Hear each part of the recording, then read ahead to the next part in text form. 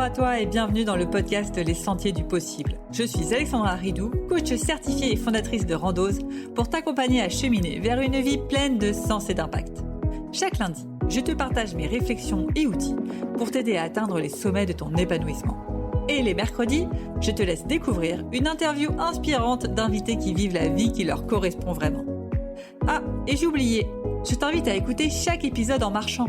Les neurosciences l'ont démontré, marcher te permet de prendre plus de recul, de développer ta créativité et ainsi prendre les meilleures décisions pour vivre la vie qui te fait vibrer. Salut Jennifer, bienvenue sur le podcast Les Sentiers du Possible. Comment vas-tu ? Coucou Alexandra, ça va très très bien. Je suis contente de démarrer cette journée avec toi. Ça change et c'est aussi drôle de l'autre côté du micro. Yes, parce que Jennifer Limard, pour ceux qui ne te connaissent pas, tu es l'hôte du podcast La Relève, un podcast qui parle santé mentale et bien d'autres sujets. Mais justement, toi, comment tu te décrirais aujourd'hui ? Je me décrirais épanouie, pleine de challenges, de quelqu'un qui parle de santé mentale et qui essaye de mettre au mieux du possible tout ce qu'on met en avant dans mon quotidien.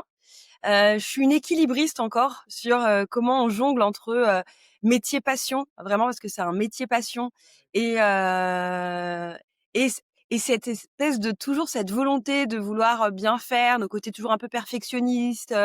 Il y a aussi quand même cette recherche de comment je peux toucher, impacter plus de monde et toujours ce fil entre je lâche et je fais confiance au processus et des fois, on se voit comment on se fait réhapper des fois par des patterns. Donc voilà, je dirais qu'aujourd'hui, je suis ça. Donc et après, si je devais avoir une partie plus identitaire avec des qu'est-ce que je suis, hormis être une femme épanouie qui a quitté Paris pour vivre au bord de la mer. Aujourd'hui, effectivement, je suis toujours coach, mais c'est une activité que j'ai mis plutôt en relais, mais qui va repartir d'ici quelques mois. Mais aujourd'hui, je suis plutôt podcasteuse et productrice, plutôt créatrice de contenu, parce que finalement, les podcasteurs sont des créateurs de contenu. Et mon temps est aujourd'hui exclusivement dédié à la création de ce média sous format podcast et aussi sous format édito. On crée vraiment des éditos hyper puissants aujourd'hui sur la relève et je pense que bientôt on va aussi migrer sur la newsletter Subtract pour pouvoir faire encore plus d'éditos écrits parce qu'on voit que ça plaît beaucoup. Voilà, je sais pas si j'ai répondu à ta question. Yes, carrément. Je pense que du coup, ça permet de mieux te cerner, on va dire. Tu dis femme épanouie. Il y a une question que j'aime bien te poser en début d'épisode. Sur une échelle de 1 à 10, à quel point ta vie fait pleinement sens aujourd'hui ? Alors, la question du sens, je pense que je suis sur un 10 sur 10. Vraiment, j'ai tâtonné, mais là vraiment 10 sur 10.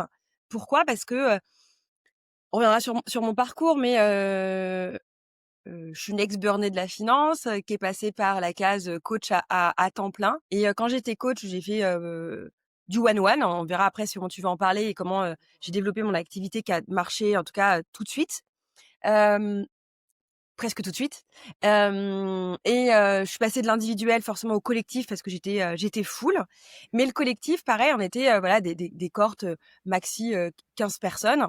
Et il y a un moment, j'ai eu envie de porter la parole avec tout ce que j'ai pu observer sur la santé mentale entre ce que je lisais, ce que j'ai traversé, les professionnels que je rencontrais et aussi parce que j'ai accompagné plus d'une centaine de femmes. Alors, il y a aussi des hommes, mais ça restait quand même très, très, très majoritairement des femmes. Qu'il y avait un truc qui allait pas et que je voyais les gens prendre le poids par culpabilité, responsabilité de cette problématique de la santé mentale, alors qu'il y a vraiment un sujet pour moi qui était systémique et quelque part, même si tu as la voix sur des réseaux sociaux, t'accompagnes des personnes par individuel puis par petits groupes, il y a eu cette notion de je veux parler de ça, mais avec un impact et un écho beaucoup plus fort. Et c'est là qu'effectivement est parti le podcast où on parle pas de la santé mentale comme on peut le retrouver partout. C'est quoi le santé mentale ? C'est quoi les symptômes ? Comment tu soignes ? Alors on le fait évidemment, mais on tire le fil. La limite, ça c'est presque l'introduction.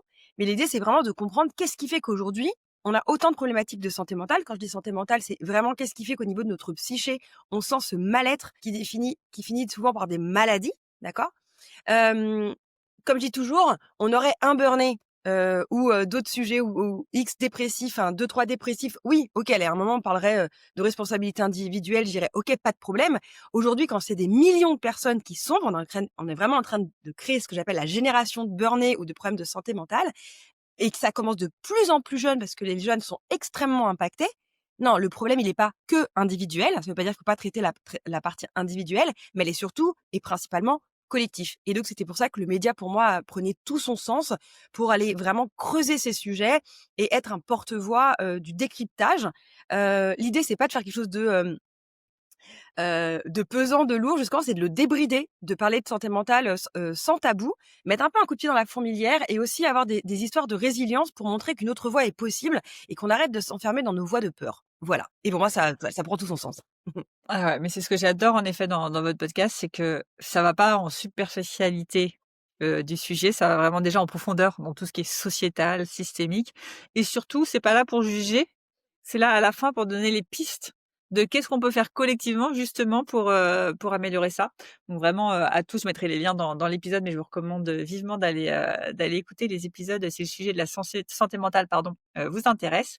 Mais du coup, si on revient un peu à ton parcours, tu étais dans les finances, tu avais je pense, on va dire le truc traditionnel de la réussite, avec, J'appelle ça les cases l'autoroute des conventions, moi, tu vois? Allez! voilà, l'autoroute des conventions, tout était coché et qu'est-ce qui t'a amené en burn-out? C'était plusieurs causes, mais j'étais vraiment dans le déni. J'en parle d'ailleurs, puis c'est un épisode qui a très, très marché, c'est l'épisode 2 de La Relève. Vraiment, j'explique vraiment tout mon parcours sur le burn-out et comment ça s'est passé, comment je m'en suis sortie, et cetera. Je dirais qu'il y a au-delà de la charge de travail, parce que je suis quelqu'un qui peut encaisser énormément de travail, surtout quand ça me plaît, la mission qu'on m'avait donnée, entre guillemets, le sens, le pourquoi de la mission me plaisait, mais petit à petit, on est dans des climats, parce que moi, je suis dans la finance bancaire, on est dans des climats où l'objectif, c'est la rentabilité. C'est pas l'humain. Sur les slides, on va te le mettre parce qu'il faut. On sait jamais si quelqu'un d'extérieur tombait dessus. Faudrait surtout pas qu'on puisse se rendre compte. Et quand tu démarres des projets, tu as des métriques qu'on appelle de quali et quanti. Et en fait, à la fin, je me souviens, je devais aller récupérer mon budget trimestriel, à peu près 2 millions, pour donner un ordre d'idée de l'ampleur du projet que je pilotais. Et il y avait vraiment toutes ces personnes qui étaient toutes plus gradées que moi. Mais en fait, je sais pas combien on était. C'est tout le monde avait besoin d'être là parce que c'était un des projets qui était extrêmement visible pour la banque à l'époque. Et je me souviens, à la fin, on me dit, en fait, on a ce qu'on appelle des business case, je vais pas rentrer dedans et dedans, en gros, c'est des prévisionnels où à la fin, en gros, c'est on a investi dans l'argent, combien on vire de gars, en gros, c'est combien tu vires de gars pour en fait rentabiliser ta thune en faisant beaucoup plus de digital. Je raccourcis. Et en fait, t'expliques les problématiques et à la fin, limite, on te demande de signer par ton sang, le fait que si on te donne ces 2 millions, ils vont avoir vraiment cette trajectoire signée de rentabilité, alors qu'on venait d'expliquer que déjà que la trajectoire était un peu branlante, et qu'on virait tant de personnes. Je me dis: «Mais qu'est-ce que je fous là, quoi?» Ces personnes-là, en plus, je les connais, je les ai côtoyées. Moi, j'ai fait partie du réseau à un moment. Et je dis: «Mais en fait, ils en ont rien à foutre. Je pourrais limite faire une sombre merde comme projet, tant qu'à ces polytechniciens et ces énarques, je leur mets un tableau qui leur dit: "Tu donnes tant, ça fait tant"». On sait que c'est une réalité, pas une réalité, on sait que c'est des trucs. Mais vraiment, entre les promesses qui étaient pas tenues, les changements de pilotage, le climat délétère où vraiment, tu avais ce truc où, on croit que tu es un copain, mais quelque part, si ton projet, il meurt, comme il y a jamais assez de budget, on récupère du budget. Donc, c'est tout ça mis bout à bout, et je crois que la fin, c'est vraiment l'absurdité et le non-sens dans ce qu'on nous demandait et le climat délétère. Je crois que ça m'a buté, quoi. Vraiment, il y a pas d'autre terme et ce que je dis toujours, il y a eu un avant, un après. Le 29 mai 2019, je suis dans mon lit et mon corps n'arrive plus à bouger, j'arrive plus à me lever, quoi. Ouais et là, quand ton corps arrive plus à bouger, tu te dis: «Ah, c'est le burn-out». Je savais que ça allait me tomber dessus ou «What? C'est quoi ce truc-là? Je m'y attendais pas». Mais pas du tout! Mais pas du tout. J'avais des milliers de symptômes et je me souviens quelques jours avant parce que, on était sur des plateaux, enfin, on a fait des grands plateaux, en création de projet et on est, plusieurs dizaines et il y a mon manager qui était avec moi à ce moment-là. Faut savoir qu'il y avait, j'avais une journée de télétravail le vendredi, mais que je ne prenais pas parce que, je ne pouvais pas à présent demander à ce que je sois toujours là avec, des réunions sans cesse. Si vous avez, le compte, de satire Le Télétravailleur, si vous voulez comprendre ce que je raconte, franchement, ça parle beaucoup de ça. Il a travaillé aussi beaucoup en finance dans l'univers de la banque, donc franchement, quand il parle, ça me parle beaucoup. Et en fait, je me souviens arriver et dire: «Oh là là, je pense que vendredi, je vais prendre ma journée de télétravail et entre midi et 2, je vais aller chez le médecin parce que, oh là, je ne dors plus». Mais vraiment pas. Et voilà, je commençais à avoir, cette fameuse réunion dont je parle, c'est la première fois où je claque. J'ai cette dissociation en train de me dire: «Mais je vais leur prendre mon PC, je vais leur balancer dans la figure», mais vraiment, comme dans les films. Et puis à un Ouais. moment, tu reviens et tu finis juste par dire: «Oui». Voilà, et je sors et je pars, vraiment je le montre pas et je file dans les toilettes en larmes de crise de nerfs. Il y a énormément de symptômes, mais je tiens, je te passe les pertes de mes cartes, rater le métro, la fatigue mais chronique, le stress, les mal de dos, les maux de ventre, enfin tous les trucs standards, et mon corps s'est dit: «Bon, je crois qu'elle entend pas là, ça fait X mois que, je lui donne tout, je vais lui faire un bouquet final, je vais la clouer, quoi». Et vraiment, donc non, Ouais. le déni, c'est-à-dire que quand ça t'arrive, tu ne comprends pas. Tu te dis: «Mais qu'est-ce qui est en train de m'arriver?» C'est même plutôt panique. C'est ton cerveau qui est littéralement, lui, conscient de ce qui est en train de se passer, et ton corps lui répond plus. Et je me souviens, ma psy à l'époque m'avait dit: «Mais c'est simple, elle avait un parallèle avec la dépression». En gros, elle expliquait, la dépression, c'est tu l'énergie, mais c'est comme si on avait plusieurs ampoules qui étaient dévissées. Le burn-out, c'est comme si la centrale d'énergie était mise en chaos, était en arrêt. Il y a plus rien qui sort. Donc je finis, je sais plus, c'est mon ex-compagnon, a appelé le médecin et je crois que j'ai rendez-vous le lendemain, autant que d'y aller, tu vois, et temps de percuter. Je me souviens plus pour le coup, le jour même, et là, je suis arrêtée. Voilà, je suis arrêtée, et je me souviens même me dire: «Mais non, mais c'est pas possible. Pas possible, mais je peux pas m'arrêter. Qu'est-ce qu'ils vont faire?» Tu sais, c'est ce fameux syndrome de: «Je pense que je suis indispensable». Dans une boîte où il y a 30 000 personnes, clairement, tu es pas indispensable. Mais c'est ce truc de culpabilité, c'est-à-dire que tu es déjà à 6 pieds sous terre et tu arrives quand même à te dire: «Mais je peux pas, j'ai pas le droit». Et puis, Ouais, OK, je je vois. connaissais pas le mot burn-out à l'époque. Non, non, en 2019, je connaissais pas le mot. Je savais même pas que ça existait, quoi. Et quand du coup le médecin t'a dû te dire ce mot-là, tu t'es dit quoi dans ta tête? «Ah, il est à côté de la plaque»? Non, Il y a non, autre chose? «J'ai un cancer, je vous le dis, j'ai un cancer». voilà, je sais pas si, alors, si elle doit pas exactement le mot burn-out, parce que je crois que même eux à l'époque, mais c'est un truc dans le genre, tu vois? Il y a, bah, j'ai pas le choix. Et alors je me souviens, hem, heu, avoir ce truc de faut que je l'annonce. Tu sais, Ah ouais. la là, je reviens pas demain, quoi. Il va falloir que j'annonce que je suis pas là pendant une semaine, et je te jure, tu as ce truc de, non mais c'est pas possible, c'est pas possible. Et en fait, ce qui se passe, c'est que c'est un peu comme les vacances. Quand tu as une semaine de vacances, tu vois, tu as les 2-3 premiers jours où tu es pas encore bien détendu. Tu as le ventre mou au milieu de la semaine où là, tu commences à aller, puis tu sais, tu as le moment où tu dois reprendre. Tu vois, c'est un peu, bah, il y a Ouais. ça, sauf qu'effectivement, moi, je me souviens que une fois que le corps commence à se détendre, parce que je commence à sentir mes mots, parce que maintenant, comme je suis plus, dans le mental à être dans mon pilotage automatique de qu'est-ce que je vais faire, parce que j'étais vraiment en pilotage automatique, complètement anesthésiée de ma vie, hein, clairement. Tout d'un coup, je sens mes mots, donc je sens ma fatigue, je sens mes mots que je ne sentais pas, et arrive au milieu de semaine où vraiment je me souviendrai toujours de cette phrase et de ce moment. Comme ça, je suis dans mon canapé. Je crois que je fais des recherches quand même à ce moment-là en disant: «Mais c'est quoi ça?» Enfin vraiment, je m'interroge quand même sur le sujet, sur ce que c'est, et cetera, et j'ai ce mouvement qui arrive en moi en disant: «Mais si j'y retourne, je vais mourir». Et là, je me suis Ouais. dit: Je peux pas y retourner. Si j'y retourne, je vais mourir». Et du coup, arrive le moment où ton arrêt, alors le médecin te dise toujours: «Si à quoi que ce soit, vous revenez, hein», vraiment. Et là, je dis: «Mais je peux pas revenir». Et là, tu dis: «Ah, faut que je reprenne rendez-vous chez le médecin pour me refaire arrêter». Et puis au bout d'un moment, il passe de semaines à mois, et il faut savoir que je n'y suis jamais retournée, hormis pour une convocation avec, que j'ai dû prendre au niveau syndical, tu vois? Sinon, je n'y suis, absolument jamais retournée. OK. Et bah, du coup, du jour au lendemain, tu as plus rien, parce qu'on va dire que dans ta vie, tout tournait autour du boulot, je suppose? Ouais, beaucoup, beaucoup trop. Ouais. Qu'est-ce qui tu fais quoi à partir de là? Tu vois, je pense que ça va être un peu le néant de: Mmh. «Waouh, qu'est-ce que je peux faire? Qu'est-ce que je fais?» Mais en fait, moi, ce qui est assez, curieux, parce que j'ai beaucoup travaillé, tu vois, on a fait la même école de coaching, celle de Julien. Je me suis beaucoup coachée Ouais. sur le burn-out, les traumas, et cetera. Et dernièrement, j'ai une thérapeute qui m'a, mis le doigt sur quelque chose, parce que je comprenais pas pourquoi, pour moi, ralentir, c'était mourir, tu vois? Ouais. J'avais toujours ce rapport au burn-out, le trauma de l'effort.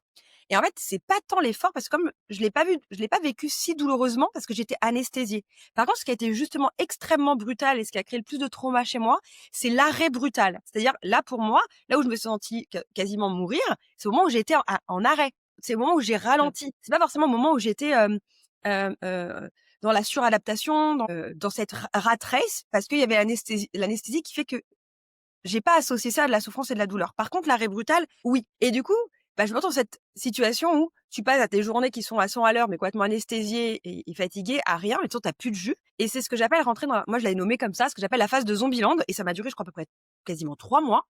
Canapé, lit, canapé. Voilà, à peu près. Même me laver devenait compliqué, manger devenait compliqué. C'est plutôt moi en plus qui faisait à manger. Mon ex-compagnon savait faire que des pâtes, donc autant te dire, je bouffais des pâtes. Voilà. Parce que j'avais ni envie de cuisiner ni quoi que ce soit.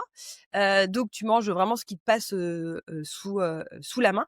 vraiment, je fais que ça. Donc c'est très brutal et en même temps, il y a cette culpabilité, tu as cette colère parce qu'à ce moment-là, tu vois que ça faisait, 12 ans que j'étais dans cette boîte. Je faisais partie de ce qu'on appelle un programme à 2 vitesses de talent et cetera et le jour où ça t'arrive, tu plus qu'un matricule, tu vois? Mmh. En plus, forcément, ils font attention à pas te contacter parce qu'on sait jamais ce qui peut arriver, tu sais? Voilà. Heu, mais en même temps, tu as des messages qui sont, pas agréables. Moi, dès que je voyais leur nom arriver parce qu'en plus, ils m'ont fait chier sur des arrêts maladie et cetera, qui disaient qu'ils avaient pas reçu, qui étaient en fait, bref, des trucs sauf que dès que je recevais un papier avec leur nom, c'était l'effondrement, c'était mais panique à bord. C'est un Ouais. peu comme les gens qui appellent ça la panique des papiers là, je sais plus comment on appelle ça là, à Kézouak La là, phobie administrative? voilà. Mais ça m'a provoqué ça, mais vraiment, c'est-à-dire qu'aujourd'hui quand je reçois des trucs, c'est phobique, tu vois? Et vraiment aujourd'hui, j'ai presque ce truc, tout ce qui est administratif, vraiment je le vomis alors que je veux dire qu'en finance et en banque, de l'administratif, tu en bouffes. Vraiment, c'est ça. Donc vraiment, je passe de rien, enfin de tout à rien. Je vois plus de monde. C'est très compliqué de se justifier parce qu'en fait, les gens, lorsque toi, tu as cette identité de la personne qui est justement le fameux forte, qui a toujours la banane, qui est plutôt moteur, et cetera, tout d'un coup, quand tu es toi en phase d'effondrement, les gens n'arrivent pas à associer ce que tu vis réellement, avec qui tu es. Les gens ne comprennent pas. Je veux dire et puis en 2019, c'était pas comme aujourd'hui et encore moi aujourd'hui, j'ai l'impression que c'est moins tabou parce que je suis dedans, mais il y a des endroits où, quand j'interviewe des personnes, me faut quand même comprendre qu'à plein d'endroits, c'est encore tabou et pas si connu que ça. Hem, mais voilà, c'est ça qui est compliqué. Et comment t'en es venue à te dire: «Je bifurque vers le coaching»? Alors, tu passes par plusieurs phases. Une fois que tu passes de la phase de Zombieland, tu te dis: «OK, je peux commencer à voir, ce qui se passe, je peux me remettre un peu en mouvement». Donc je me remets en mouvement, alors que j'étais extrêmement sportive, tu vois? Plutôt, boxe, running et cetera. Là, je pouvais plus rien faire. Je me mets plutôt au yoga alors qu'avant, le yoga, c'était non mais le yoga, c'est boring, tu vois? C'est pas du sport. Donc je découvre d'autres pratiques. Je me mets à aller en bas de chez moi, je passe devant tous les jours, je me rends compte qu'il y a un centre de méditation, coréenne. Donc je vais tester, enfin voilà, je teste plein de trucs beaucoup plus, holistiques. Faut savoir que la médecine traditionnelle t'aide pas, j'hésite pas à le dire. Ma toubib, elle a jamais, freiné le fait d'être arrêtée, mais en fait, elle ne pouvait rien faire d'autre que, m'écouter et m'arrêter et elle me disait: «Prends des anxiolytiques» que je n'ai pas pris, mais elle m'a dit: «Non, mais je te les prescris parce qu'au niveau de la sécurité sociale, si tu as pas de médicaments anxiolytiques, tu n'es pas malade». Donc j'avais une caisse remplie d'anxiolytiques, je pouvais faire un trafic à la fin, parce que j'allais chercher, tous les mois que je ne prenais pas, parce que, je n'avais pas envie, je ne ressentais pas le besoin. J'étais pas en dépression, j'étais pas anxieuse ou en dépression, j'étais, heu, fatiguée, tu vois? Vraiment et on a encore ce système en France. Ça veut pas dire que d'autres n'en ont pas besoin. Attention, c'est pas ça, hein, voilà. Hem et donc voilà, je commence comme ça. Je vais voir ma psy que j'avais à l'époque, que j'avais un peu arrêté de voir et je retourne la voir donc ça me fait énormément de bien et ça dure, je suis quand même arrêtée pendant 1 an et demi. Je dois commencer à reprendre soin de moi, je pense qu'à la rentrée, donc c'était en mai, donc je pense que doit être sur septembre-octobre et encore même pas parce que attends, je fais la arrive très vite le covid aussi, tu vois? Mine de rien, tu Ah vois? oui, ouais. Arrive le covid, à quel point j'étais encore fatiguée, de mai 2019 parce que le covid, ça doit être, février-mars 2020. Ouais, Quand c'est ça. il y a eu tout le monde qui était à l'arrêt, une fois qu'on peut dire qu'il y a eu la peur qui est passée, du covid, moi, c'est comme si tout le monde était à mon rythme. J'avais plus besoin de me justifier pour sortir, tu vois? Vraiment, moi, je l'ai vécu, il y a eu, OK, comme tout le monde, la flip, mais une fois que tu as ce truc, je suis chez moi, je peux me justifier. Il y a des cours de sport en visio avec tout le monde, parce que la visio, c'était un peu plus, récent et tout. Moi, du coup, hormis ça, hormis la peur, le fait de rester chez moi enfermée et de plus être sollicitée, ça m'a fait un bien énorme, faut le savoir, pour vous dire quand même 1 an après. Une fois qu'il y a eu cette sortie de covid, bah, j'ai commencé à prendre, un peu plus soin de moi. J'ai dit: «J'allais prendre la psy», je me suis remise en mouvement et cetera, mais ça a pris du temps. Néanmoins, j'ai vécu la perte de ma chienne avec qui j'étais depuis 14 ans. Je me sépare du compagnon avec lequel, je suis, et je me retrouve du coup 1er janvier 2021 en train de me dire: «OK». Ah oui, j'ai démissionné quand même entre-temps parce que j'en avais marre d'avoir ce fil à la patte. Hem, j'avais hésité à faire une procédure, mais en fait, je me souviens, l'avocat m'a dit: «Ah» enfin, c'est très compliqué parce que vous êtes pas du tout apte, vous avez pas la force de vous replonger dedans, dans, tout ce qui peut paraître harcèlement parce que j'ai pas envie de m'étendre là-dessus, mais il y en a eu. Hem, donc on n'a pas envie, on n'a pas la force, mais le système est complètement pas compatible avec l'état dans lequel on est. On nous demande d'être forte et Mmh. de nous battre et de nous replonger dans ce qui nous a créé le trauma, une partie du trauma en tout cas. Du coup, j'ai préféré démissionner. Ça pour ma santé mentale, c'était pour moi de dire: «OK, je pars sans argent, sans rien», alors que, quand tu as fait 13 ans d'ancienneté dans une boîte comme ça, autant te dire que tu pars pas avec rien. En fait, l'argent, enfin ma santé mentale valait plus que tout cet argent, en fait. Je n'en pouvais plus. Donc j'ai démissionné, je prends soin de moi. Je me retrouve fin d'année, donc je perds ma chienne, je n'ai pas de job, je sais pas ce que je vais faire de ma vie. Donc voilà, je paye quand même toute seule, alors j'ai pas peur de le dire, un loyer de 1 780 €, vu que je me sépare de mon ex-compagnon. Et à cette situation, lorsque t'as pas d'emploi, personne veut te reprendre dans un nouveau logement. Donc je dois assumer ce logement à 2, toute seule. Là, un peu ma vie à cette période-là. Et je retourne voir ma psy, je crois, du coup, en janvier 2021. Et je me souviens, elle me dit, j'en ai toujours cette phrase: «Oh là là, tout est lourdeur chez vous». Ah, je dis: «OK». Donc je me dis, comme on est encore dans cette phase où, plein de choses sont fermées avec le Covid, que, on n'est plus obligé, enfin, on ne peut plus sortir et cetera. Je me dis: «Bah, OK, tu sais quoi? La seule personne sur qui tu peux miser, tu as pas de dépenses à faire, c'est toi. Mise sur toi». C'est la première fois vraiment où je me dis, séance de psy, je me souviens, 1 fois par semaine, je tente l'hypnose, je continue la méditation coréenne. Enfin voilà, vraiment je pars dans ce type de pratique. Faut savoir que j'avais aussi, je faisais déjà de la création de contenu, avec des recettes végétariennes sans gluten. J'avais désactivé mon compte parce que j'avais plus la force. Je le réactive. Donc je commence à regagner ma vie, en faisant de la création de contenu, pour le coup. Puis pendant le Covid, enfin, vous avez vu, tout ce qui est la bouffe a explosé. Mmh. Donc forcément, mon compte avait, réexplosé à cette période-là. Donc j'ai des contrats qui arrivent. Donc ça me permet aussi de me dire: «Bon voilà, je peux subvenir à mes besoins, à ce moment-là». Quand tu dis que tu as des contrats, tu vends quoi? Je vends de la création de contenu, je vends, de l'espace, tu vois? Je crée une recette pour, telle marque, je crée un reel avec une recette avec telle marque, ou, OK, en c'est story. de l'influence, on te paye pour, mettre une marque en avant? Ouais, création de contenu, OK. influence avec plein non, je fais aussi de la marque blanche, je fais de la photo de la marque blanche. Ah oui, on me propose aussi de faire de ce qu'on appelle là, j'ai un très, très gros contrat avec une super marque, styliste culinaire, parce que forcément, la vidéo émergeait seulement à cette période-là, donc je faisais beaucoup de photos. Donc tout vient à moi. Vraiment, pour le coup, je démarche pas, et ça me rassure et ça me donne un autre élan. Je me dis: «Non, mais qu'est-ce que tu fous à Paris? Franchement, tu peux bosser de n'importe où».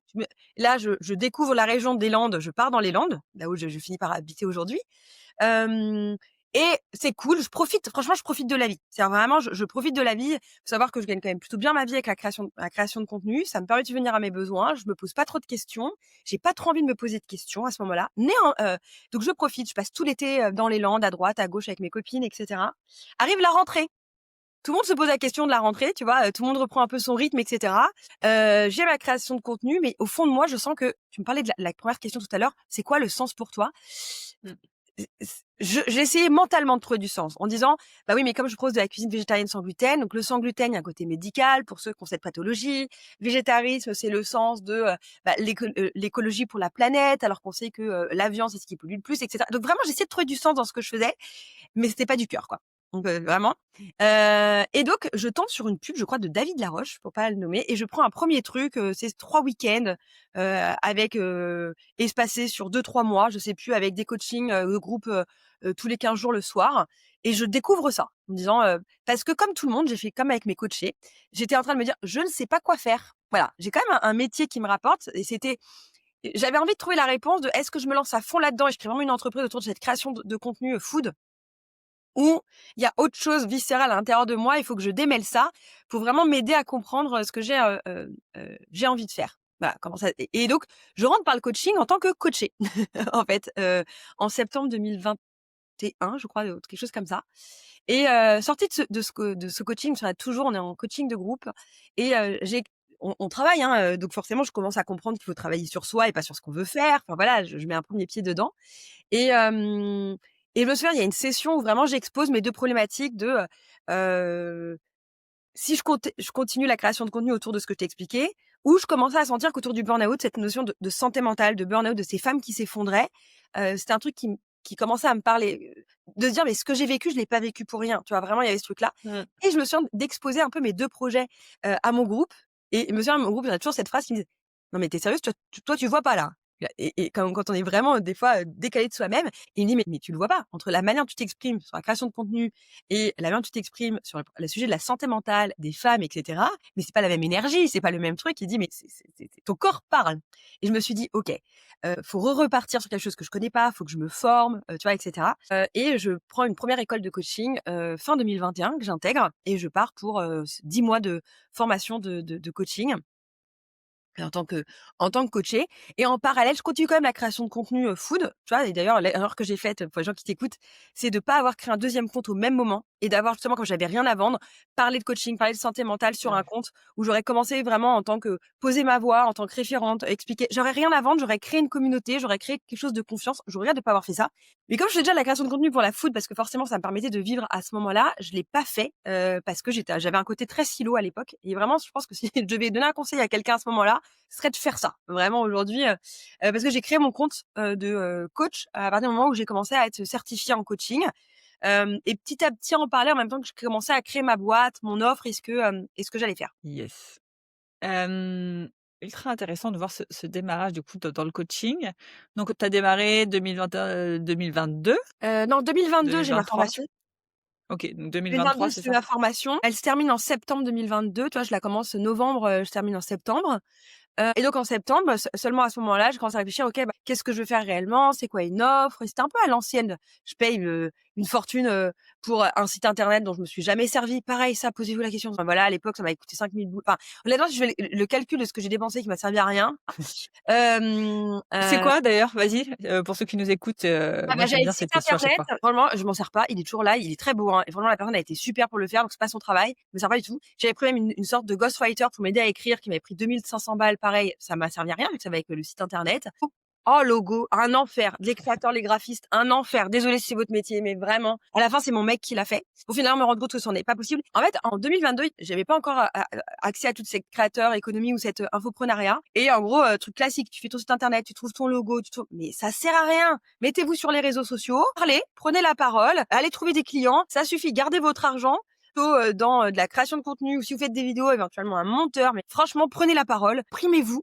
Il y a eu ça, vraiment, tout ce qui était graphisme, logo. Après, il y a eu d'autres trucs. Je pense qu'il y a plein de formations que j'ai prises qui m'ont servi à rien. Je pense que j'en ai une certaine liste, mais c'est pas grave. Des fois, ça m'a fait plutôt rencontrer des gens, donc je vois le côté positif là-dedans. Mais vraiment, au démarrage, je pense que ça, la grosse erreur, c'est vraiment de pas avoir créé plutôt, peu importe le terrain d'expression qu'on préfère, LinkedIn, Instagram ou autre, ou peu importe un autre Subtract, une newsletter, mais de pas avoir pris la parole avant même d'avoir lancé mon business et pendant que j'étais une apprentie, parce que j'étais en apprentissage, Ouais. et d'avoir attendu et payé qu'un site soit fait, qu'un logo soit fait, et cetera, pour me lancer et d'avoir un truc trop chiadé. Ça, c'est ma plus grosse erreur, je pense, de démarrage. J'aurais pu commencer quasiment direct en tâtonnant avec des petites choses, et cetera, et construire en marchant plus en MVP plutôt qu'avec ce côté tout doit être prêt pour que ce soit lancé. Parce que du coup, j'ai passé septembre 2022 à décembre 2022 à créer tout ça et à dépenser beaucoup d'argent avec tout ça pour lancer en janvier 2023. J'ai fait exactement la même chose. Et du coup, tu arrives, tu as tout qui est prêt et tu es là: Il y a «Allez les clients!» pas Voilà. d'audience, Et tu es là: «Bah du coup ça marche comment? Merde!» personne t'attend. Les gens t'attendaient, tu sais, mais personne t'attend. Donc mais je pense qu'on est énormément à le faire. C'est ce côté en plus, je pense aussi, un peu syndrome de l'imposteur, de faut que j'ai une belle vitrine, faut que tout soit beau pour me lancer. En fait, tout le monde s'en fout que ce soit beau et personne va voir. Mais c'est vraiment Hem, un filtre, c'est vraiment on se cache derrière, parce qu'en fait, on a peur de se lancer, donc on se dit: «Bah, si ça, c'est ouais. pas fini, je peux pas le faire», mais alors clairement, tout le monde s'en fout, quoi. Du coup, on est en janvier 2023. Tu as un beau site, tu as un beau logo, tu es contente. Comment tu fais pour trouver tes clients maintenant que tu as compris que c'était pas ça? Alors, ce qui se passe quand même, c'est que, alors j'ai un démarrage, assez drôle, je vais raconter. Je me fais quand même former, je connais pas LinkedIn. Je me dis quand même, mes sujets, je pensais d'ailleurs au départ, je pensais plus à des salariés. Vous allez vite comprendre que j'ai eu, quasiment, plus d'entrepreneurs que de salariés, mais, pour plein de raisons. Donc je me suis dit: «Où est-ce que je vais les trouver?» Je vais les trouver sur LinkedIn. Pareil, moi, Insta, c'était encore, je pensais pas que ça viendrait tant de là, même si c'était pourtant mon terrain de jeu parce que je connaissais Insta depuis ses démarrages. Parce que moi, j'ai eu des blogs, enfin vraiment, j'ai eu plein de trucs.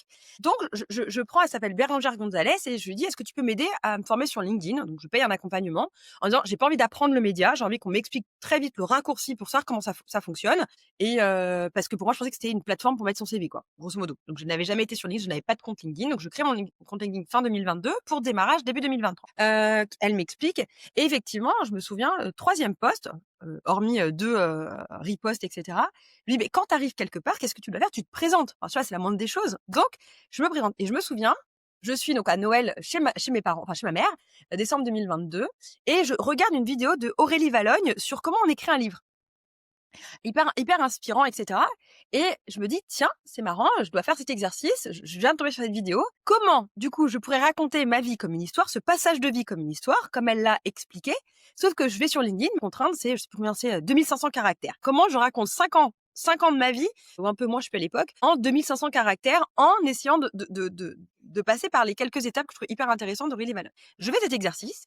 Moi qui viens d'Instagram où tout était léché en photo à l'époque, parce qu'il y avait moins de vidéos, je me retrouve à LinkedIn à dire: «OK, Lini, c'est pas ça». Je fais un pauvre selfie avec mon téléphone, je poste et ces posts de présentation fait plus de 2 millions ou 2,5 millions vues, 14 000 likes, 5 000 abonnés d'un coup. Je suis submergée. Genre, vraiment, je ne peux faire que ça, répondre, modérer, et cetera et je me retrouve avec des vingtaines ou trentaines de rendez-vous clients, prospects. C'est Dont un le truc de dingue. premier. Sauf qu'à ce moment-là, autant te dire, je pense que j'étais pas prête. J'étais pas prête, j'avais pas encore en plus testé mon offre. J'étais pas aguerrie sur, la vente, sur comment, je close pour le coup. Néanmoins, la première qui prend ce rendez-vous, elle s'appelle Lise, pour le coup. Je fais cet appel et elle me dit oui tout de suite. Premier appel, premier truc, enfin vraiment. Après les 20 autres, je vous raconterai après, j'ai une petite traversée, j'en close aucun. Là, en coaching, Julien Musi qui me débloque grosso modo sur ce sujet-là à un moment. Deuxième cliente quelques semaines plus tard. Je crois que moi mes prestations, on est entre 4 000 et 5 000 € pour donner un ordre d'idée, Ouais. mes accompagnements. J'ai Sur de une la santé mentale pour des salariés, non, alors à ce moment-là. c'est toute personne qui sentent qu'elles sont, en phase de burn-out, soit en amont et on est sur de la OK. prévention pour t'effondre, soit tu viens de t'es passé et tu es en arrêt et je t'aide à et je t'accompagne sur le sujet. C'était ça à l'époque. J'insiste juste là-dessus parce que dans l'audience, je sais qu'il y en a beaucoup qui, Ouais. on peut pas vendre un truc à 4 000-5 000 € à des salariés, ou en tout cas à des Lise est salariée à non-entrepreneurs. l'époque. Lise est Lise salariée. et salariés, voilà, exactement. Juste précision pour Mmh, ceux qui écoutent et qui mmh. seraient là, «Ah mais ça marche que dans le B2B ou autre». Moi, je suis comme toi, j'en suis persuadée, on peut vendre des trucs à 4 000-5 000 € à des gens qui ont des vrais problèmes et qui, pour qui, bah, là, dans ton cas, la santé mentale, c'est leur priorité, quoi. Ouais, ouais, elle avait un poste important dans la fonction publique en plus pour le coup. Non, non, elle est salariée, donc première salariée. 2e, je me souviens ici, je vais pour rentrer dans un réseau d'entrepreneuses et on me présente une personne ici et puis on va déjeuner ensemble. Donc je pensais que c'était du réseautage, vraiment. Puis à la fin, elle me fait: «Sinon tu fais quoi? C'est quoi ton offre?» et cetera et en fait, je me retrouve à être pas du tout un entretien de vente et puis, elle m'explique sa problématique. Elle a une grosse boîte pour le coup, ici, dans le secteur et elle me dit: «Bah, tu peux m'accompagner». Alors je m'y attendais pas, moi je m'attendais juste qu'on était en train de discuter, réseauter pour rentrer dans un réseau, d'entrepreneuses. Donc ma 2e client, je la trouve comme ça et le 3e, parce que c'est un homme, word tout au féminin, je tombe sur un homme, donc elle pareil, mais ça tombe en 1 mois et demi, hein. Il est en burn-out et en plus sa compagne est quelqu'un d'extrêmement connu, donc il tombe sur mon compte, ça lui parle et on fait un appel découverte et il me dit: «Ouais, vas-y, accompagne-moi, quoi». Donc j'ai 3 premiers clients et je crois que en gros le tout me fait entre 13 et 15 000 € de chiffre d'affaires en un mois et demi, je viens de me lancer. Et je dis: «Wow!» voilà. Sauf qu'effectivement, j'ai tous ces appels de vente qui continuent parce qu'il faut savoir que pendant des semaines, mon post LinkedIn, il s'arrête pas pour le coup et je crois que j'ai 20-30 appels de vente et en même temps, parallèlement à ça, j'en close aucun. Et je me retrouve du coup donc de février où j'ai, le dernier client jusqu'à juin quasiment, je close personne. Là, on est plutôt sur le désert. Vraiment, je veux dire: «Mais qu'est-ce qui se passe?» et je prends un accompagnement avec, Julien Musi, il testait un truc un peu en hybride et je me fais coacher collectivement sur la vente et je me rends compte qu'en fait, un de mes premiers métiers quand j'étais en finance, c'était de la vente et pour moi, c'est la vente était corrélée à mon identité de mon ancienne boîte dans lequel j'avais fait mon burn-out. Donc toutes mes compétences de vente pour lesquelles je fonctionnais très, très bien en plus à l'époque, je les refoulais parce que pour moi, ça faisait partie d'une identité que je refoulais et je me fais coacher sur la vente par Julien qui me débunk de 2-3 trucs, plus je regarde la formation qu'il nous avait donnée de Levi sur le closing et cetera et là, j'en close 3 dans le mois, quoi et à partir de là, je dis: «OK, là, il y a un truc qui s'est débloqué», donc ça venait bien de moi. Donc je me dis: «Bon, il y a tu un truc, je dis: putain, c'est con, j'ai perdu tous ces appels de vente, mais c'est pas grave. C'est que c'est comme ça que ça devait se passer». Donc j'en reclose 3, j'en close entre 2 et 3 par mois. Et alors arrive, Compostelle. Je pars sur Compostelle fin août, pendant 3 semaines à peu près, de cette même année et alors là, je suis juste sur Instagram et je partage mes péripéties sur Compostelle. Parce que ma vie quand vous partez en voyage avec moi, c'est un périple à chaque fois, c'est une péripétie, mais j'en fais toujours quelque chose de drôle. Et là, les gens me suivent. J'ai une petite communauté sur mon compte de coach. À l'époque, il y a même pas 2 000 personnes, je crois. Sauf que mes stories, il y a quasiment le nombre de stories vues que le nombre de personnes. Je reçois 60-80 messages jour, à cette Ah ouais. époque, à cette époque-là. Les gens me suivent comme une série télé. Genre même en couple, je me souviens, il y en a qui me disaient: «Mais attends, mon mec, je dois attendre mon mec et on regarde tes stories de la journée, comme une série». Et là, je crée en fait hem, je développe une relation très, très forte avec ma communauté. Vraiment, j'avais rien à vendre et mine de rien, je savais que quand je rentrais, je lançais, je m'étais formée au human design. J'en fais plus du tout, hein, maintenant, j'en fais plus du tout. Mais à l'époque, j'avais pris ça en plus en casquette supplémentaire, pour accompagner les gens sur, qui ils sont et pas sur ce à quoi ils enfin, qu'est-ce qu'ils doivent faire, mais plutôt qui ils sont. Et je me souviens, j'en parle juste à la fin de mon voyage en disant: «Bah, voilà, j'ouvre les places, à que X places», j'en avais pas ouvert beaucoup. Elles sont prises en 48 heures. Parce que, la confiance, ça faisait de 15 jours qu'ils me suivaient sur mon truc. Je le balance, mais alors 100 pages de vente. Enfin, vraiment, j'avais un truc moche, je l'avais préparé avant de partir. Enfin, vraiment, pour le coup, c'était vraiment du test and learn, et tout part. Et c'est là, en plus, ça me débunk sur, l'inverse de ce que j'avais fait quand j'ai démarré en disant: «Mais en fait, tu sais quoi?» J'avais une page de vente sur Notion, vraiment, auquel j'avais rajouté mon Calendly payant. Tout ça, c'était artisanal. Grosso modo, ça passait, ça vendait et tout le monde s'en foutait, quoi. Et les trucs étaient pleins. Et à partir de là, moi, je prenais en même temps que 10 personnes. Donc, c'était sur des accompagnements, longs d'à peu près de 8 séances. Et j'étais full tout le temps. Pendant 1 an, Trop bien. j'étais, full, tout le temps. J'avais toujours 10 personnes et quand je disais que j'avais des places, quasiment c'était prise, dans la foulée. Mais du coup, je vendais mon temps contre de l'argent. J'ai adoré parce qu'il y avait cette notion de profondeur. J'avais du mal à penser qu'en collectif, on pouvait, accompagner aussi profondément. Et jusqu'au moment où je voyais que, bah, de toute façon, j'étais full et que j'étais limitée, j'étais sur file d'attente, liste d'attente. Et je dis: «Mais pourquoi pas le collectif?» Parce que moi-même, j'étais en train d'expérimenter énormément d'accompagnement collectif avec du présentiel et je voyais la force que ça avait. Et donc du coup, à partir de, 2020, on est non 2025, donc je fais 2023-2024 en one one. Je commence, un premier accompagnement collectif fin 2023 et non, fin 2024, fin 2024. Et j'arrête le one one et je fais, du collectif, tout début 2025. Et pareil, c'est rempli, sans aucun problème, quoi. Et pareil, Trop je bien. le fais à l'arrache, hein, je le fais à l'arrache. Ça vient d'une idée, je crée un WhatsApp, je crée une page de vente rapidos et puis on y va, quoi, tu vois? Si je résume un peu, là, ce qui fait en fait que tu as attiré des clients à chaque fois, c'est cette communauté que tu as fédérée autour de messages que tu partageais sur, qui tu es, ce que tu veux faire, tes convictions et cetera. Ouais. Et puis alors LinkedIn, en plus, faut savoir que j'ai pas été du tout assidue, hein. Vrai, je dirais que 90 de ma clientèle, elle était sur Instagram. Parce Mmh. qu'effectivement, je viens de cet univers-là, j'ai pas peur, de parler en story, de me montrer maquillée, pas maquillée, montrer, l'envers du décor, de faire des retours. Et puis après, j'ai commencé parce que j'aime le format long. Tu vois, je suis pas très synthétique, ça fait déjà 38 Mmh. minutes qu'on parle. Je suis pas très synthétique. J'étais assez frustrée par les stories et les formats courts des réseaux sociaux. Donc j'ai commencé à transférer, une partie de ma communauté sur Telegram ou WhatsApp pour pouvoir faire des audios longs. D'où, la logique de faire un podcast, pour le coup. Et d'ailleurs, je lance, à titre d'info, la première saison de La Relève, je la lance, en septembre 2024. De manière rien à voir comme aujourd'hui, on est vraiment sur un média, on a notre studio et cetera, mais beaucoup plus confidentiel pour être un peu plus proche de mon audience. Sachant que c'était quelque chose que je voulais faire depuis 2019 parce que juste avant mon burn-out, je me forme quand même au podcast dans une école de journalisme pour vous dire à quel point c'est quelque chose qui était important. Et c'est ça. Et donc en fait, j'arrive à transférer plusieurs centaines de personnes sur ces plateformes Telegram ou WhatsApp pour venir écouter du format long.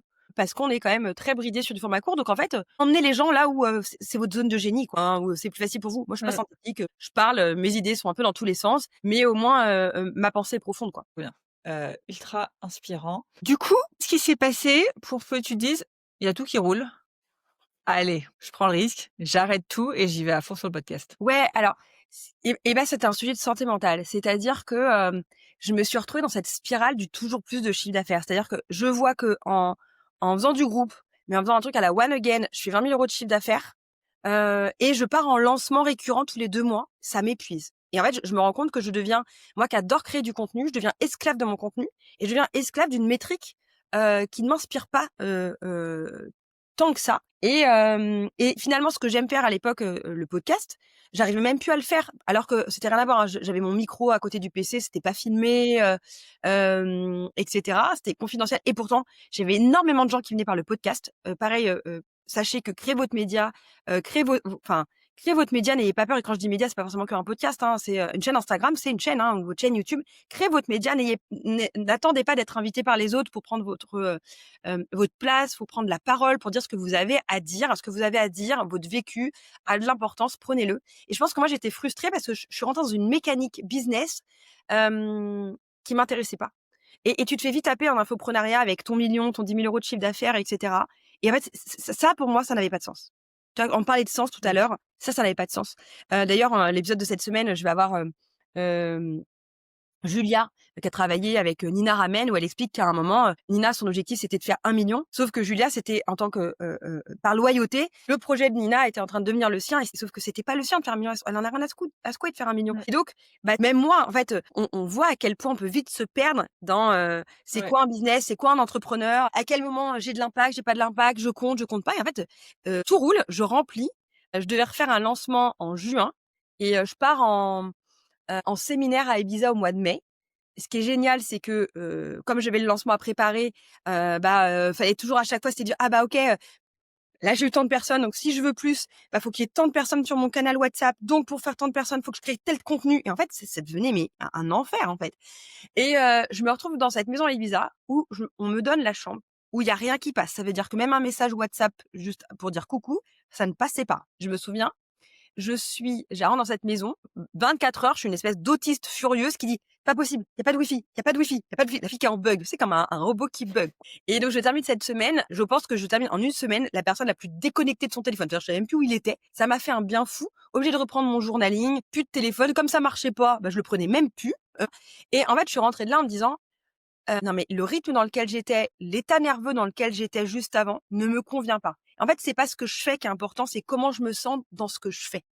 Et Mmh. si je devais imaginer mes journées et l'état dans lequel je vis mes journées, ou le rythme de mes journées, qu'est-ce que je ferais si c'était ma journée idéale? Et en fait, je me rends compte que ma journée idéale, c'est le podcast et de la conférence. D'ailleurs, je suis en train de travailler sur mes futures conférences, à partir de janvier, et cetera, et cetera. J'en ai déjà fait pour le coup, et c'est comment je développe ça. Je garde aussi aujourd'hui, je rouvre des créneaux de consultation en coaching, mais tu vois, c'est vraiment, parce que ce qu'il faut savoir, c'est qu'avec le podcast, je sais pas comment les gens trouvent, mais j'ai des appels découvertes toutes les semaines, pour du coaching, de ce que je faisais avant. Donc du coup, je me suis dit: «Bon, c'est dommage, il y a un vrai besoin». Donc je vais réouvrir plus de l'accompagnement sur de la durée avec X temps, de la consultation, vous avez besoin, hop, en one-one, à l'heure, je rouvrirai des moments parce que j'aime quand même ce contact avec les gens, donc passer de zéro à rien. Donc c'est, comment je trouve quelque chose qui est fluide pour moi, où je garde le lien de ce que j'aime sans avoir cette pression, business, tu vois? Clairement, qu'on se met, mais on se met, mais il y a cette espèce de terreau au-dessus de nous dans l'environnement dans lequel on est, qui pousse un peu, tu vois? Déjà, il suffit que nous, on ait déjà nos Ouais. propres mécanismes, tu vois? Que j'avais, hein, avec, là, et puis tu as ce terreau et se dire: «OK, je veux pas ça moi, c'est pas la vie que je veux». Et donc j'arrête tout, et je discute avec ma meilleure amie, et en fait, on s'associe et on monte, en fait, j'avais déjà la relève, et on se dit: «OK, à partir de fin août, on relance une saison». Mais en fait, c'est pas un truc à côté du business, c'est mon business, en fait. Et quand je dis business, aujourd'hui, je ne gagne pas Ouais. d'argent, hein. On est en train d'aller démarcher des sponsors, et cetera. On a eu un lancement qui a été, fulgurant, sur, le 1er mois là, parce qu'on a eu aussi, des carrousels sur Instagram qui ont fait des millions de vues sur des sujets, que je traite. Faut savoir que je prends des sujets, je les articule dans ma tête, j'adore faire ça. Après, bah, je les crée, et je les mets sur Insta. Comme il y en a un hier soir, tu sais pas pourquoi, il a pris 300 000 vues dans la nuit, hein. Voilà, par exemple. Sur le cancer du sein, par exemple. Et voilà, donc effectivement, je suis passée à, je gagne, bien ma vie, donc j'ai tenu avec ma trésorerie là, pendant encore, quelques mois, à je fais 0 rentrée de chiffre d'affaires jusqu'à encore, là maintenant. Donc ça fait, 6 mois. C'est-à-dire qu'aujourd'hui, je cherche pas à gagner de l'argent, je fais un pari sur l'avenir que le média sera ma, meilleure source, d'investissement, pour la suite. 1 parce que l'idée, c'est de développer les conférences derrière, et en fait, avec tout ce qu'on est en train de faire, on veut, on le dit, on veut créer un produit autour de la relève hyper accessible. Il y a tellement de gens qui sont en souffrance sur la santé mentale. C'est comment on est en train d'y réfléchir, hein, mais voilà. C'est comment je peux créer un produit qui vient soutenir, dans les oreilles. Il y a vraiment ce côté audio, dans les Ouais. oreilles au quotidien, vraiment le compagnon du quotidien, avec une sorte de parcours personnel, avec les bonnes questions, sans pression, hyper accessible, vraiment en termes de tarifs, pour vraiment aider les gens, un truc qui existe pas, sur vraiment les aider à apaiser leur santé mentale, et faire ce chemin vers eux, pour être beaucoup plus apaisés, quoi. Donc et ça, on veut le sortir pour, aller février 2026. Ah, trop bien. Un super projet. Et ça fait pas flipper quand tu gagnes bien ta vie et tu dis: «Wow, je prends», toi, tu reprends un risque quand même? Bah, en fait, j'avais un peu de trésor, j'avais quand même de l'argent de côté et en fait, à un moment, c'est hyper challengeant parce que plusieurs fois de ma vie, j'ai vécu avec de moins en moins de revenus. Et en fait, là, pendant 6 mois, je fais pas rentrer l'argent, je vis sur mes économies. Et en fait, à partir du moment où tu as ça, en fait, le problème qui s'est passé, c'est ce qu'on s'est dit avec Florence, qu'on vient quand même tous les 2 de la finance. Le problème, c'est qu'à chaque fois que tu as une idée qui vient du cœur, dès lors que tu veux le transformer pour un tableau qui est une métrique de suivi, d'accord? En fait, Ouais, ton projet de cœur, c'est lui qui va s'adapter à la métrique. Et j'ai dit à ouais. Florence: «Je ne veux pas de ça». Et d'ailleurs, c'est ce qui fait qu'en septembre, on a eu, heu, hem, des audiences fulgurantes. C'est-à-dire qu'on est monté quasiment à 12 000 écoutes pour un podcast, qui se relançait parce que ça faisait, 4-5 mois, j'avais pas lancé un Ouais. épisode.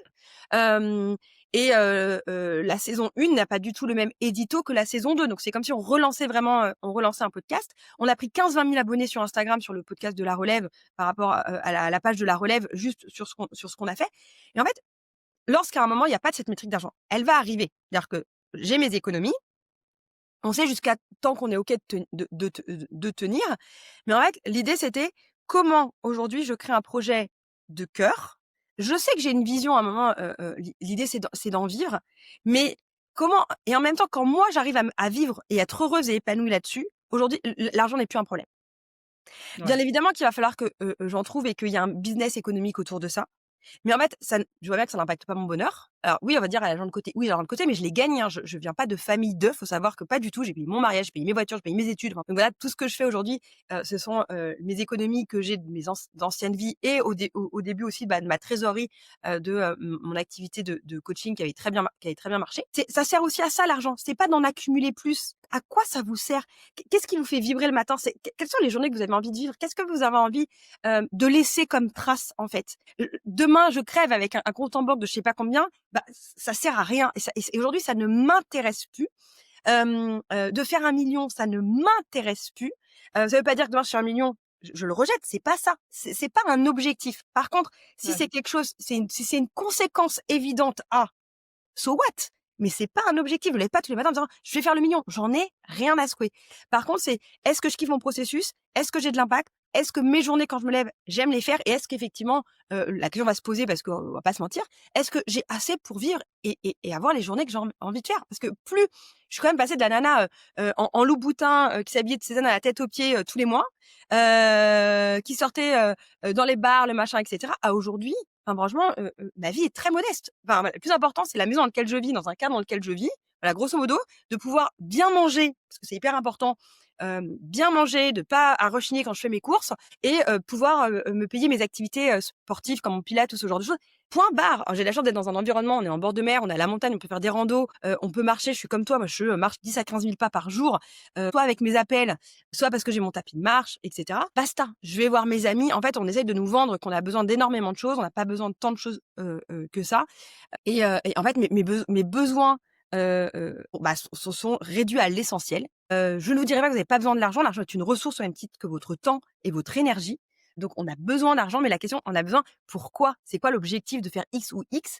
Quelles sont les journées que vous voulez, mener? C'est quoi vos projets et pourquoi? Est-ce que c'est des projets de peur, de au cas où? Moi, j'ai balayé tout ça et je me suis dans des situations qui vont me permettre de vivre ces situations à l'extrême pour voir qu'en fait, et déconstruire et voir que ce qu'on nous a vendu, c'est du pipeau, quoi. C'est, ultra inspirant, Jennifer. Ça me fait penser, à plein de choses moi-même à titre, personnel. Je suis totalement d'accord déjà avec ça de si tu veux lancer une activité, le mieux c'est de la lancer sans pression financière et sans objectif financier parce qu'au moins tu es sûr, comme tu dis, de faire les trucs avec le cœur. Et quand tu fais les trucs avec le cœur, tu es toi-même. Quand tu es toi-même, tu es magnétique et tu attires, beaucoup plus, de monde que quand tu essaies de te forcer à faire des choses pour de l'argent ou pour autre. Donc là-dessus, je pense que c'est vraiment ça aussi l'une des recettes, miracles, bah, de l'épanouissement, mais aussi, de la réussite. Après bon, bien évidemment pour ceux qui nous écoutent, tout le monde n'a pas forcément, les moyens de se permettre ça. Mais si vous pouvez vous le permettre, vraiment, Jennifer, on le voit, elle respire la joie, même si elle gagne 0 et c'est ce qui fait que tu attires autant de monde et voilà, alors j'ai aucun doute, votre podcast, vous pouvez en faire plein de choses et le monnayer, très facilement là-dessus, je me fais aucun souci, pour vous. Je vois le temps qui, défile Jennifer, il y aurait tellement de choses à dire. Je rappellerai peut-être pour un deuxième épisode de podcast, peut-être sur le média ou autre, en tout cas, mince, je suis floue. Hop. Oui, si tu veux En tout un cas, conseil c'est pour pas grave, je lancer un serai média, hésite pas, quoi. ouais, carrément. J'adore finir l'épisode de podcast par une question de coaching qu'on va poser à nos auditeurs, qui vont se poser en marchant et en musique. Là, tout de suite, il y a une question, toi, que tu t'es posée un moment dans ta vie qui a été game changer, ou une question que tu aimes bien poser qui vraiment permet de justement se recentrer sur l'essentiel, ce qui a du sens. Ouais, en fait, je pense que ce que j'ai un peu dit tout à l'heure, c'est un moment se sonder. Enfin, moi, je me sens toujours maintenant, j'écoute beaucoup plus mon corps, hein, je suis beaucoup plus connectée. Quand je sens que mon système nerveux, comment expliquer? C'est très difficile, j'ai pas les mots. Quand je sens que mon système nerveux est à balle, c'est-à-dire que je sens que c'est nerveux chez moi, donc ça veut dire que c'est pas apaisé. La question, c'est ça vient d'où? Et de revenir à: «Mais OK, si j'avais une journée idéale, enfin, comment je me sentirais? Pas qu'est-ce que je ferais, mais comment je me sentirais?» On tire plus de comment j'ai envie de me sentir, parce qu'en fait, faut pas croire, c'est pas ce qu'on fait qui compte, c'est comment on se sent pendant qu'on fait les choses, pendant qu'on vit les choses. On croit toujours que le faire va nous aider, mais c'est plutôt une fois, c'est comment j'ai envie de me sentir. Il y a plein de choses. Réfléchissez à comment vous avez envie de vous sentir, c'est quoi votre journée idéale, et cetera. On garde la règle des 80-20, c'est pas une utopie. Il y a des fois, effectivement, on aura des coups de stress, des coups de speed, il y a les enfants, et cetera. Et revenir à: «Qu'est-ce qui me permet de me sentir comme ça?» Et inversement, qu'est-ce qui m'empêche de me sentir comme ça? Et de le prendre par les 2 bouts et ensuite ajuster en fonction. C'est pas une baguette magique. Je dis pas que prendre des décisions radicales comme moi, c'est ce qu'il faut faire. Parce que moi, je prends des décisions radicales. J'arrête du jour au lendemain, et cetera. Je marche comme ça. Ça ne marche pas pour tout le monde. Je pense que j'ai suffisamment travaillé mon système nerveux pour pouvoir me le permettre. C'est pas le cas de tout le monde, mais voilà. Par contre, vraiment, cette question-là, c'est, voilà, comment voulez-vous sentir? Qu'est-ce que vous faites pour vous sentir comme ça? Et qu'est-ce que vous faites qui vous empêche de vous sentir comme ça? Super intéressante cette question. J'avoue que je fais partie des gens qui en général se posent la question: «Qu'est-ce que j'aime faire?» plus que «Qu'est-ce que j'aime ressentir?» Donc je crois qu'aujourd'hui je vais aller marcher en me posant aussi, cette question. En tout cas, un grand merci à toi Jennifer pour ton partage de ton parcours, pour tous ces conseils, ultra inspirants sur, déjà, pour ceux qui sont en plein burn-out ou au bord, la santé mentale avant tout, s'écouter. Pour ceux qui lancent leur activité, créer créer une communauté avant tout, vraiment, vous parler, vous partager avec le cœur, il y a que ça de vrai. Et pour ceux qui courent après toujours plus d'argent, se poser la question: «Pourquoi, je cours après ça? Est-ce que ça fait vraiment sens? Et qu'est-ce qui me ferait kiffer? Qu'est-ce que j'ai envie de ressentir?» Grand, grand merci Jennifer. Pour ceux qui veulent te retrouver, t'envoyer des petits mots doux pour que tu aies encore plus de MP, où est-ce qu'ils peuvent te retrouver? C'est moi derrière pour le coup, @la relève média avec un S. Ah, il y a aussi mon compte personnel, j'ai mon compte perso @Jennifer Limar, sur Instagram. On peut retrouver aussi sur Jennifer Limar sur LinkedIn, mais vraiment là où je passe le plus de temps, c'est Instagram. Donc si vous voulez me contacter même en DM, c'est là où c'est le plus simple. Top. Et ben, je mettrai, tous tes liens en descriptif d'épisode, d'Instagram et aussi du podcast. Et encore une fois, un grand merci à toi, Jennifer, et je te dis à très vite. Merci à toi Alexandra, merci beaucoup. Merci à vous. Ciao. Avant de te plonger dans la question de coaching du jour, pense à rejoindre la plateforme d'exercice en ligne du podcast pour y retrouver les notes d'épisode, les questions de coaching et l'action à réaliser pour cheminer pas à pas vers une vie pleine de sens et d'impact. Le lien est en description de l'épisode. Et bien évidemment, si tu as aimé cet épisode et le concept du podcast, tu peux me le faire savoir en me laissant une belle note ou un joli commentaire sur la plateforme de ton choix. Tu peux aussi partager le podcast à une personne qui peut en avoir besoin. Et c'est parti pour tes 2 minutes de coaching et on se retrouve très vite dans le prochain épisode. Bye bye!